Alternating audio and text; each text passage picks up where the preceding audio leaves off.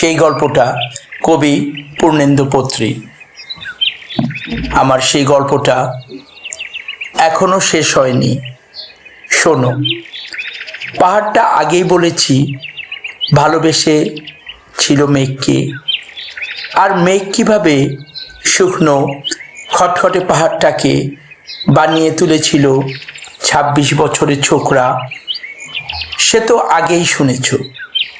সেদিন ছিল পাহাড়ের জন্মদিন। পাহাড় মেঘকে বললে, আজ তুমি লাল শাড়ি পরে আসবে। মেঘ পাহাড়কে বললে, আজ তোমাকে স্নান করিয়ে দেব চন্দন জলে। ভালোবাসলে নারীরা হয়ে যায় নরম নদী, পুরুষরা জ্বলন্ত কাঠ। সেইভাবেই মেঘ ছিল পাহাড়ের আলিঙ্গনের আগুনে, পাহাড় ছিল মেঘের ঢেউ জলে। হঠাৎ আকাশ জুড়ে বেজে উঠল ঝড়ের জগঝম্প।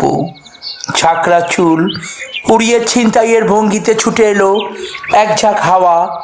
মেঘের আঁচলে টান মেরে বললে, ওঠ ছেড়ি তোর বিয়ে। এখনো শেষ হয়নি গল্পটা।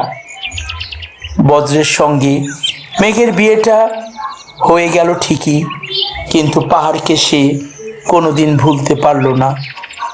বিশ্বাস না হয় তো চিরে দেখতে পারো পাহাড়ের হাড়পাঁজর, ভিতরে থই থই করছে শত ঝর্ণার জল।